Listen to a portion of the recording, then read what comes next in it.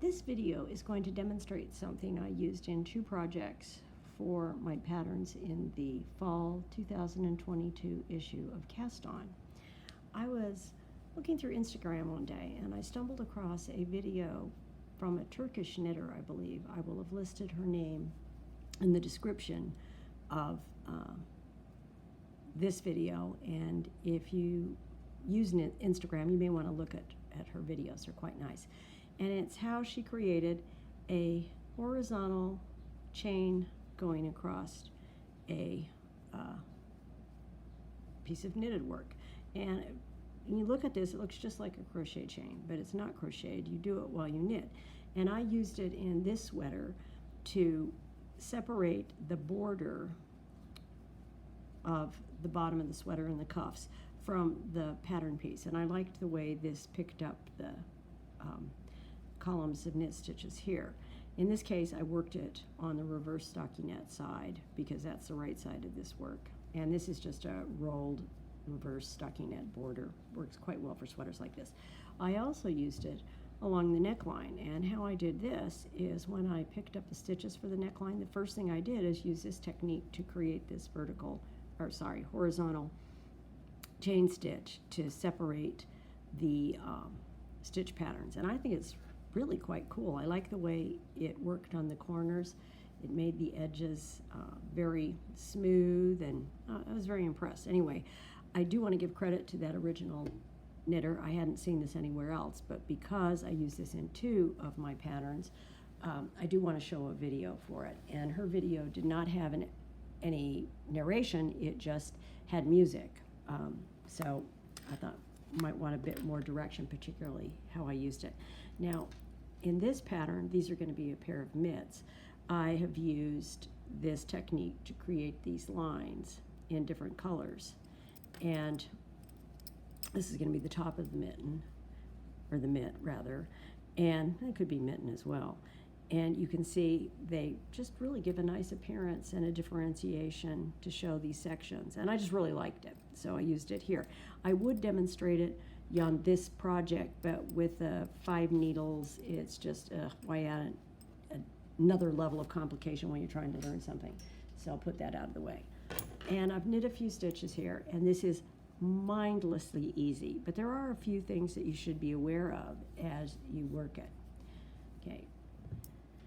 And crap.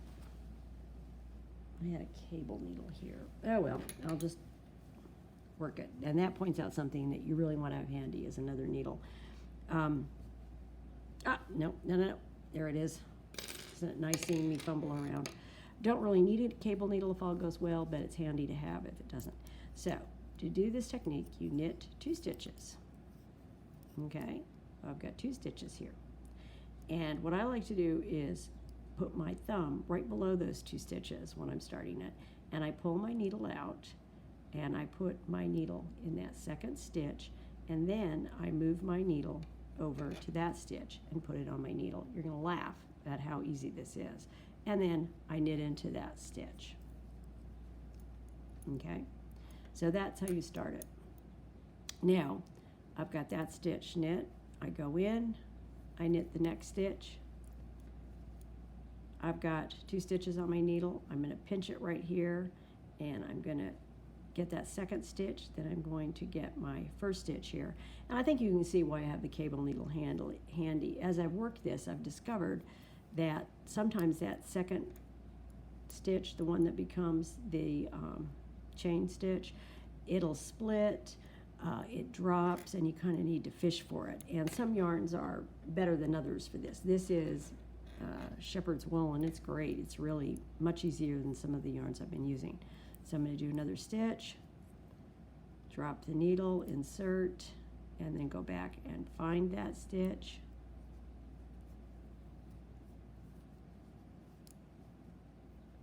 Okay, there we go. Now, some things to be aware of.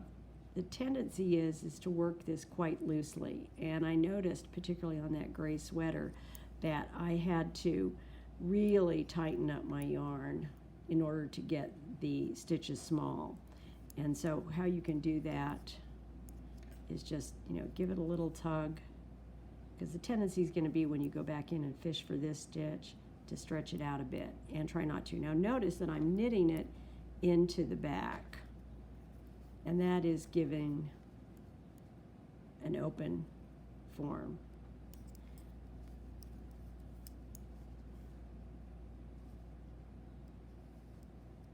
But you could knit it this way and it would just twist it, but for some reason I like the look of this one better. And you get in a rhythm. It's quite easy to do.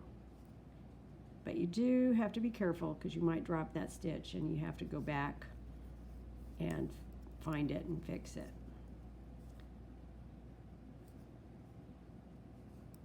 But I thought this was an extremely clever way of getting a chain stitch that goes across and doesn't add any additional bulk to the piece. If you were to get a crochet hook and work a chain across the piece, you would have the back of the chain stitch on the other side of your work. It's a little heavier, and you'll see when I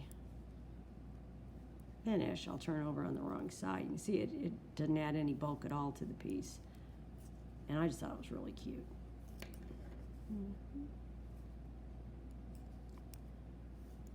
I went fishing for that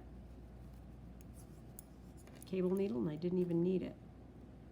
But I just think that's really cute. I just think this is the coolest thing. And you can see, you don't even notice it on the back. All of the weight is on the front. Decorative thing, but I particularly like it in finishing. I think it really, I'm probably going to use this again to pick up stitches along the neckline, because I think it gives a very neat impression.